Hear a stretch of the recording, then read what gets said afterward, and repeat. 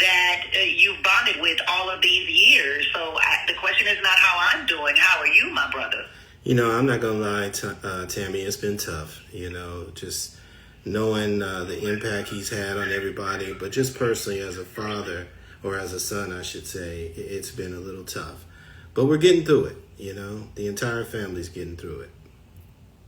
Yeah, that I saw on your Instagram page that you thanked everyone for their love and their support. And when I saw that, I said, I wonder if he'd like to talk about his father and his father's legacy and some memories that the two of you have shared along the way. Can you talk to us about that, Sean Scott? Absolutely. First of all, let me just thank everybody again for all the love and all the outpouring and all the support. Tammy, we've heard from people all the way in China, in Europe, and everywhere else. I mean, the impact has just been amazing. All the love out there. We thank everybody from all the Scott family to the Whisper Nation. We thank you so much for that. As far as, my dad and I personally, my dad was about me being my own man, first and foremost. And what I mean by that is that he wanted me to be able to stand on my own 2 feet. When you're going through it as a kid and your parents are making it challenging for you, you're wondering why and why are they being so tough on me. But later on, you realize how it benefits you. I'll give you a quick story. My dad, around 11th grade, maybe it was even 10th grade, I can't remember, but he had purchased me a moped. And I'm in high school at the time, right? So I'm wondering, why are you getting me this moped? I was embarrassed. I would literally ride up and down Slauson so nobody would see me. And, people knew who I was, and so I didn't want them to see me on that moped. But what he was trying to do, Tammy, is just, humble me and ground me and show me that you had to work for things. And I had a job he had just given me at Ralph's Grocery. And he wanted me to work that job first. And once I got that job, he then later on got me a brand new car, a Volkswagen GTI. But that's just one little snippet. That's just, that's one little snippet of who Walter was, Yeah. And how did the music affect you as a child and your father kind of moving around? How was the parenting and your love for your father, how did that flow in the midst of him being the superstar that he was, Sean? I'll be honest with you. For me, I was a kid. So it meant, a lot of late nights in the studio, sitting up, falling asleep in the studio, watching them argue, So you would sit there as a kid going, how is this going to turn in? How is this record going to turn into everything? I just heard my dad arguing with Scotty and Scotty arguing with my dad. I mean, what is this going to turn out to? And then, in one particular instance, they were trying to get my uncle to say what that means, and he really didn't want to do it. He thought it was really, really corny. And they took about an hour, maybe an hour and a half to convince him to say that. And it ended up going on to be one of their biggest selling records. So, that's just a little taste of what it was like. But it meant for some long nights in the studios. But it didn't take away from who he was as a father, Tammy. My dad was there for all 3 of my children being born. He was there for my college graduation, my marriage. He's always been present as a father. Yeah. And now you can't just glide by a story, just because you know the story and you got the intel like it ain't nothing. Like this was a hit. You talking about keep on looking when they say what they got it, what that means. Yeah, that's exactly what I'm talking about. That's the part you're talking about? That's exactly what I'm talking about. And so you're saying Walter wanted Scotty to say what that means, and Scotty was like, yeah, that's corny, I ain't trying to do all that. Exactly. And it wasn't just my dad, it was the whole group that had to convince him to say that. And it went on to be their best record ever.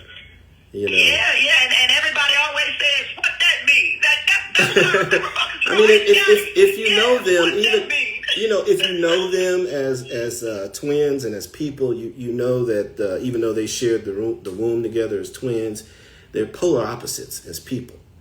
In fact, I met with a couple of my father's homeboys that went to school with him the other day, who came over to grieve with us, and they were telling me stories about him in high school.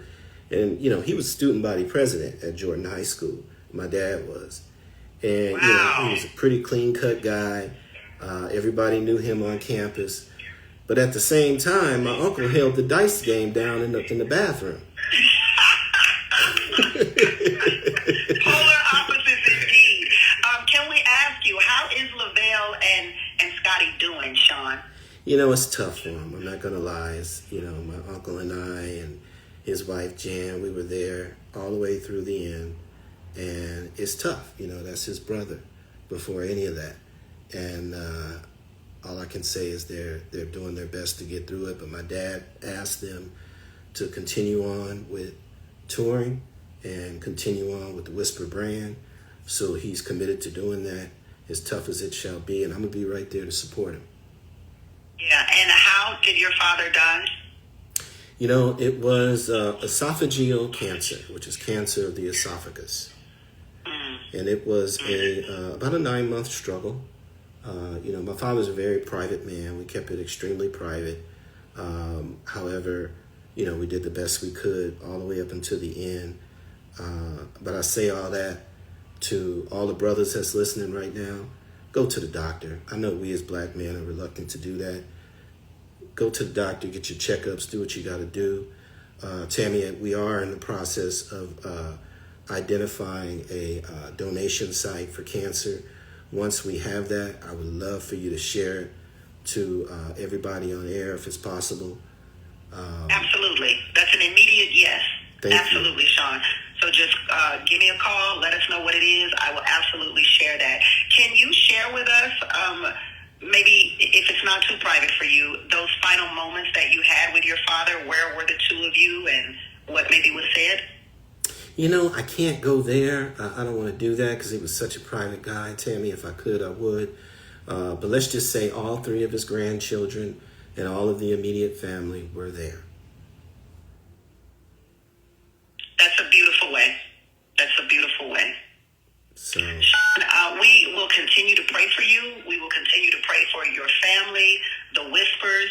And it's nice to hear that Walter wanted the group to continue doing their thing because we now still get the benefit of the music and we still get the benefit of remembering your father, Walter Scott, in the most major way, and that is through his music. We thank you so much for just being open to this conversation. Absolutely, and I'm always available to come on or do whatever I need to do. A couple other points I just wanted to make out, Tammy. Believe it or not, Of course. the Whispers do not have a star on the Hollywood Walk of Fame. So, I'd like to reach out to KJLH or whoever's listening to help us with doing that. I think they deserve that after 60 years of music. I would agree. And believe it or not, they have no BET awards. So, hopefully we can fix that too. And I'm here to just continue his legacy, me and his 3 grandchildren and my wife, as best I can. Okay, you all hear that. Get on your social media pages right now and let the world know the Whispers do not have a star on the Hollywood Walk of Fame, and they do not have a Black Entertainment Television Award, a BET Award. The Whispers definitely deserve a Lifetime Achievement Award from BET. For real, the music that they've given us, the love that they've shared with us over these years, never once changed a member in the group. Never. Never once changed a member in the group. You know how I know that, Sean? Because I interviewed your father and Scotty and Nick when he was alive in Lavel. Oh, wow. And they told me that. They told me that. We had the most fantastic conversation about, panic being thrown at them on the stage. And it was just a wonderful moment that I will never forget with the Whispers. Now, if you talk to my Uncle Scotty, and, he told me the other day, nephew, I'm good. We started out in Watts in the projects, and we've been all over the world. I'm good with where everything is. But I personally, and I believe all the fans feel, they deserve a star on the Hollywood Walk of Fame, at the very least. We 100% agree with that. 100. All of us. All of us. The entire listening audience in Los Angeles. So we will definitely get on your social media pages, everybody, and let the world know that the Whispers deserve a star on the Hollywood Walk of Fame. Thank you so much, Sean, for sharing moments with your father, Walter Scott. Thank you, Tammy, and I'm always here. And if you need anything, let us know. Hey, blessings to you, Stevie, and the entire KJLH family. Thank you so much, Sean. Bye-bye. Excellent. No.